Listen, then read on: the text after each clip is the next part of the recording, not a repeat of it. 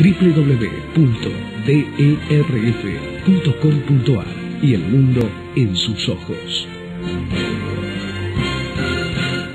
Dos muy buenas noticias hemos tenido esta semana, además de las noticias de las buenas noticias que nos está dando el fútbol en el Mundial. ¿No? La verdad que da gusto ver jugar a esta selección argentina y un orgullo también de que Messi sea un rosarino santafesino, que claramente es el mejor jugador del Mundial hasta ahora y seguramente será el mejor jugador del mundo. Pero ciertamente dos reflexiones importantes. Uno, primero, sobre el fallo de la justicia y de la Corte Suprema de Justicia alrededor de la derogación de la cautelar que había impuesto primero una jueza y después la Cámara de Mendoza sobre la ley de medios ante la presentación del diputado Tomás. La verdad que nos dio y me dio a mí personalmente muchísima alegría, pero por sobre todas las cosas tranquilidad. La decisión de la justicia mendocina era claramente una barbaridad jurídica y la Corte Suprema de Justicia lo que hizo fue poner las cosas en su lugar, ¿no?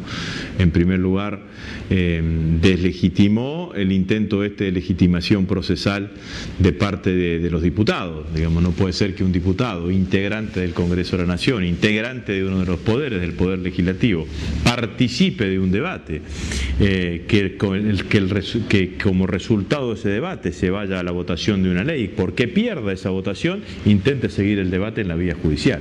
Claramente no corresponde. Lo que hizo la justicia de Mendoza fue quitarle potestades que le son propias al Congreso de la Nación. Le dio legitimidad procesal a un miembro del poder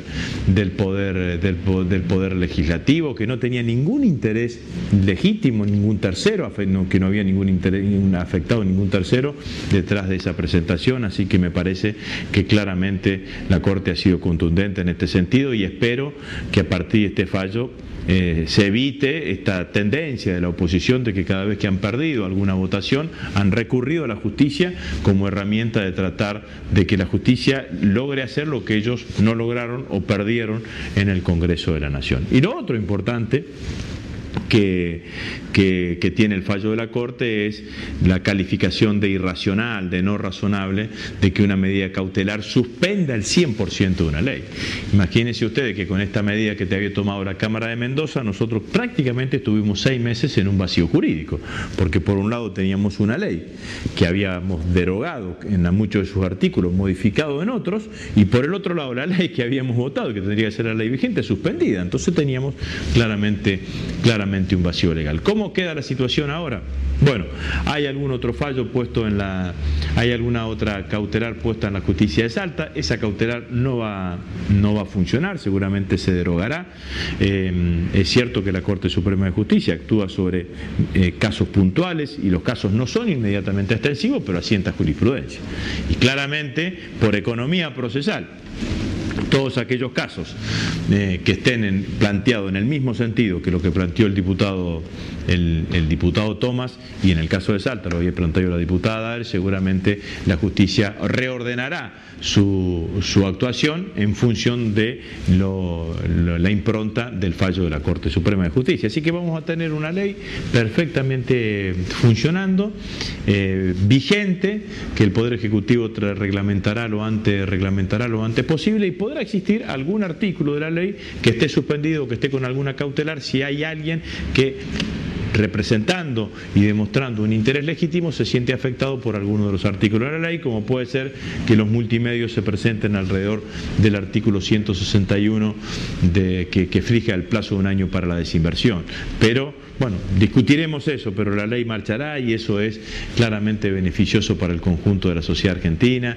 Vamos a avanzar hacia una construcción mucho más democrática de la comunicación y de la opinión pública, y eso nos va a dar una democracia muchísimo más plena. Ya se están empezando a ver los avances de todo este debate alrededor de la ley de medios, que ha logrado ir acotando todo esto que durante muchísimos años existió en la Argentina, que es la idea esta del discurso único, el discurso hegemónico, y de aquellos editorialistas y aquellos medios de comunicación que escribían desde un lugar en donde claramente no aceptaban ningún tipo de cuestionamiento. Y me parece que todo esto está muy en discusión y eso es beneficioso y es saludable para la democracia argentina. El segundo tema, igual de importante que el anterior, es la decisión de la Asamblea de Gualeguaychú de levantar el corte del puente de Gualeguaychú-Fray Bento. Nos parece que es una decisión muy sabia,